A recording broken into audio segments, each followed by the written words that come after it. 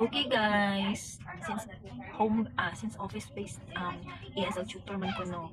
So di ba dito nagsulis ako ba unsa di ay pros or advantages and disadvantages sa usa ka office-based ESL tutor. Okay? So we will just talk about office-based, okay? And we will talk about pros and cons. Okay. So we will start the cons. Disadvantages, masamang nana. Um, Office-based. So since office siya, kailangan mo travel, mag-commute. Diba? Kung wala kayo service, mag-commute ka, panigurado. Diba? So, yan, makagasto ka, pamasahe. Diba? Kung layo yung balay, gusto ko daw yung pamasahe. Unlike kung napag service, syempre, magasolina po ka. So, makagasto din ka sa transportation niyo. Next is, since office-based siya, ano siya puluhan mo? Kasi malate ka, di ba? Malate ka kay, syempre, hindi ka pwedeng mo dito 5 minutes before sa klase. Dili para sa home base na. Tarang ka na, so okay ra. Kung ito lang yun yung time, di ba? Lingko din ka, pero sa office, kailangan mo ato 30 to 1 hour before imong klase. Kaya kung daily, di ba? Yun yung mga attendance din na. Bawal ka malate diri. Bawal man late, di ba? So, para sa trabaho, ka bawal malate. Bawal mo absent. And then another, kung office-based ka, expect yun nga, dili 100% na ito makuha itong sahod. Diba?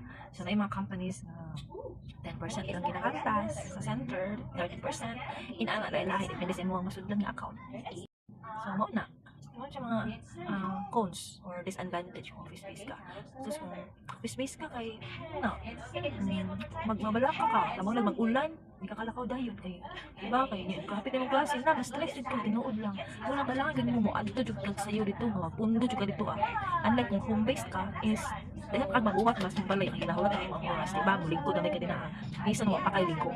Pero kung home-based ka, di pwede yung ato kang mailigo. Di pwede nga imong sanina kay sa dila dugyot kita tanawon dili lain kita tanawon no ba so kung kurma sa gamay okay lang gud so mo to siya mga cons para sa ko kung sa office based na ASL.